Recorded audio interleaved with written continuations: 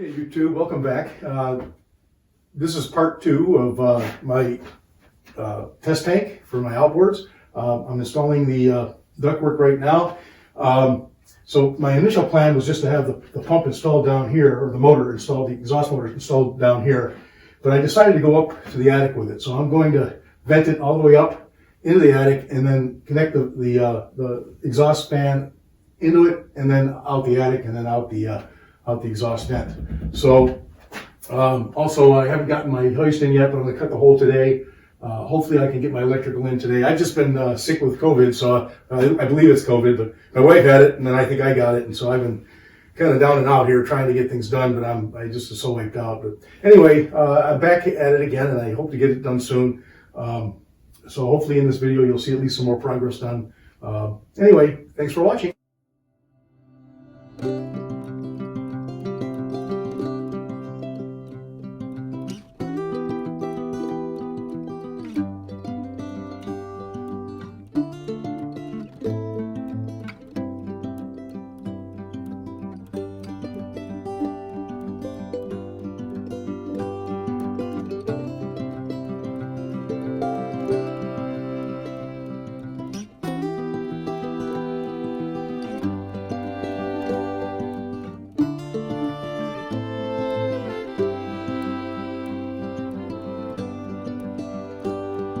Okay, so what I've had to do, I had to run 2 lines up the wall. One is going to an outlet that is controlled by this switch. I also put in the ground fault protection because I'm working around water for this tote. Now, I've also put in an additional outlet next to it so that I just have extra power if I need to run a few things on the bench. But let's see, okay, this is not installed yet, but the power is on. But you can see that as long as the 2 yellow lights are lit up, which they are, and the red is not, it's in good shape. I can test the circuit with this. I can reset it here. If I can get my finger on it, there. That's reset.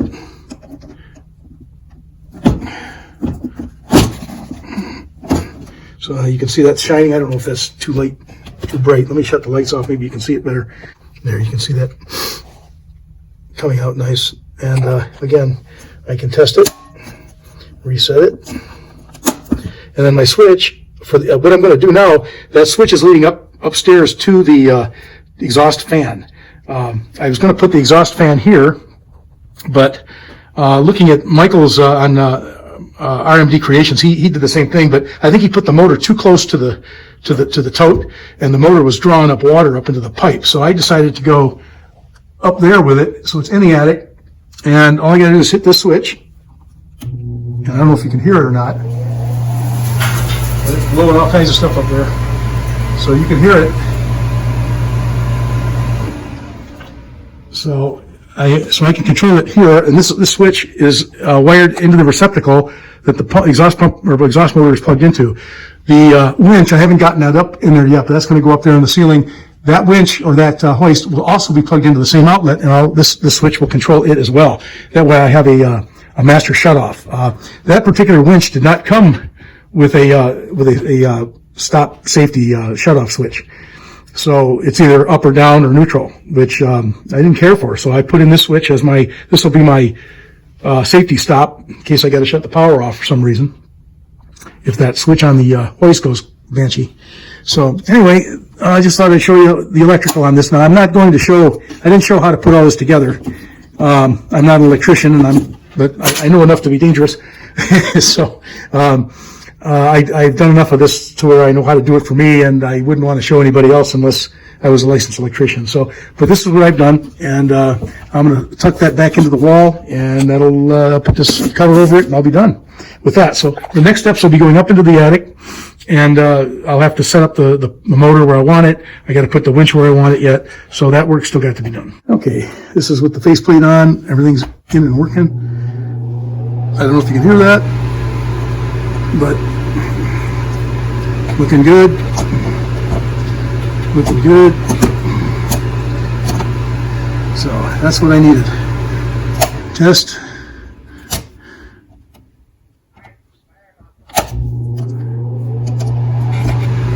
Test.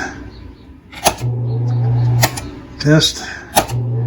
Off. Okay. Looking good. We're working good. So I got power. Now I just got to get everything else put together. I got to get the exhaust put together. And all right, I'm done at this point for this. Okay, so far I've got the motor up here in the attic. It's running. I've got my power, my outlet there. So the switch down below powers that outlet. When that switches off, this will shut off. So it's kind of a safety switch down below. And it'll also power the winch that I'm going to have over here once I get that in. So I've got to put that in yet. But this is kind of the idea. I'm going to vent it right out the attic vent here. And it is running, so I just got to put couple of bolts and nuts and secure that down. And I'm good to go. So I actually tapped in over there in that outlet way over there. And that's the yellow wire you see. So that yellow wire is coming down here.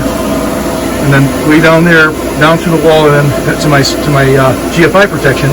And then from my GFI protection, I jumped it. I jumped power over to the switch. And then also to the left is another receptacle. So I've got two receptacles and a switch down below. And then of course the switch, probably I said before, the switch powers that outlet. So I can shut it off up here on the switch, or I can shut it off downstairs. And that'll act as a e-stop or safety stop for both the motor, the exhaust motor, and for the winch. Also, I wanted to point out that the ductwork is actually on an angle. You can see the incline as it comes up to the exhaust pipe. I did that on purpose, just in case any water did get up into that pipe. Maybe it can't travel that whole distance and get into that exhaust motor. That was my idea. I just wanted to make sure that I didn't get any water way up into that exhaust motor. That would ruin it. So, but anyway, that's part of the reason I put the GFI in as well, just in case there's some water intrusion there and it shorts out, and then I have a problem with, it'll just kick out the circuit breaker. So. Okay, now my idea here is to suspend the winch or the hoist right here, and I've got this big, thick, heavy bar that I'll be suspending across here, and I've already put my level up and cut my boards, but I've got a couple of boards that I'm going to brace right here so that it supports this a little bit better. It's going to support it by that 2x6. There's actually two butted 2x6s over there, and then I'm going to have another 2x4 supporting it under there, and maybe even a brace going across here to support that. So and then I can hang up the hoist and go from there. So I've already cut my boards, and I put an angle on it to where it's kind of hard to work up here. It's very small. I'm going to crash through the floor here in a second. Sorry about the camera, but I'm losing my footage here. So you kind of get the idea. I'm going to nail those boards in to support that bar in the center, and I'll have one here, one here. I don't have enough wood to put one here, but I'll have one at the end here, so that'll support that rail pretty well, I think. I'm only lifting motors that are 200 pounds, maybe 250, if probably the biggest one I'd ever have.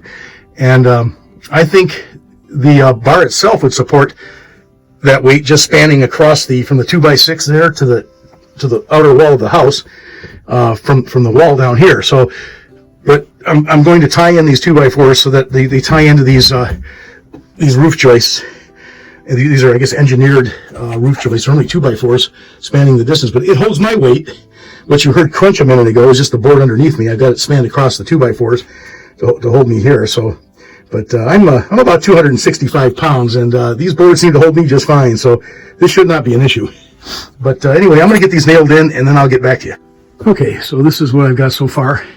I've got the supports in under the beam, and I've got the hoist in place. I've just got to cut my hole now in the drywall, and then I can lower it down into the garage. So that's pretty much it. I've got to rehook up my ventilation because I had to get into that corner over there. But once I hook up that ventilation again, I'll be all set. So stay tuned. I'll give you a final draft I'll give you a final picture after I get it all set up. So okay, I'm going to test out about the heaviest thing I have in the garage, other than my 85 horse Johnson. I just want to see if I can lift this snow blower up off the ground. I think this thing weighs probably at least 200 pounds. Not exactly sure. I'm going to give that a try. And we'll go from there.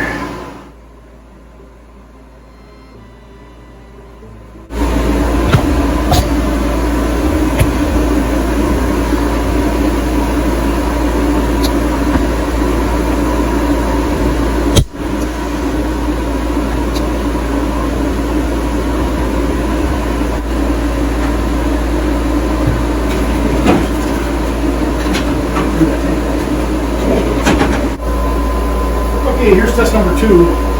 I'm going to strap myself in, lift myself up. I'm about 265 pounds, so this should be the ultimate test. Now, for all you people watching out there, don't attempt this on your own. This is only for professionals or idiots like me. So, yeah, here we go. Okay.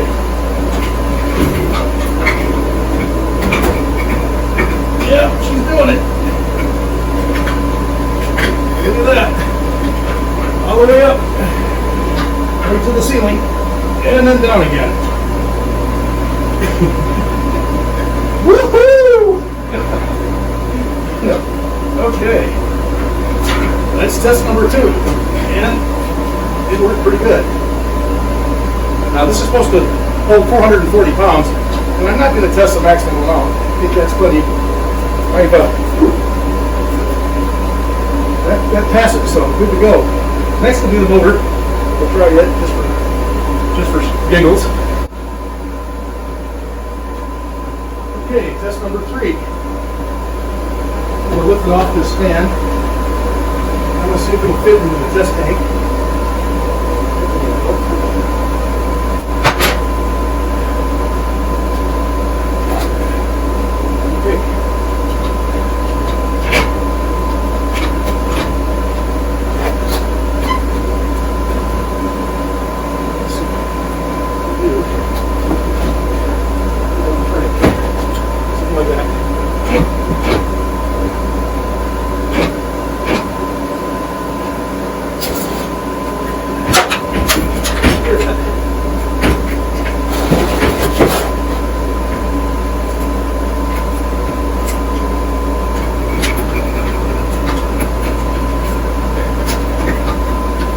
I haven't torn it here yet.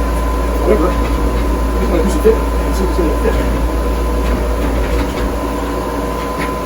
See what it fits.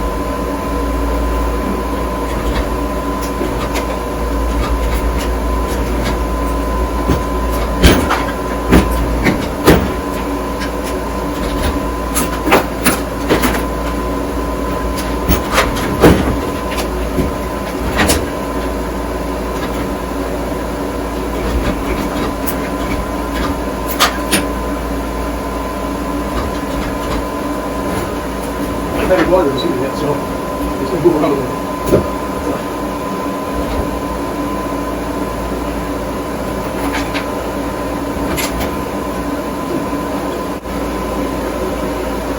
Well, at least I know it'll fit in there. And it does go down pretty deep.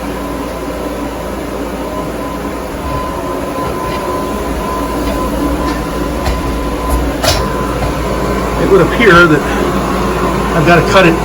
It's got an interference fit right there, but boy, it goes down deep enough and it doesn't hit bottom, so I kind of like the depth I've got there. This might just work out fine. I just don't want to cut too much into this because I don't want to lose the support. I like that support being there, but I can probably shave off another inch or inch and a half and maybe be able to get that to swing around. All right, we'll see what I'm going to lift this back on. I'm going to do a little cutting, a little modification. See if I can get it to fit a little better so I can turn this way. I don't know. I might not be able to. It's kind of tight.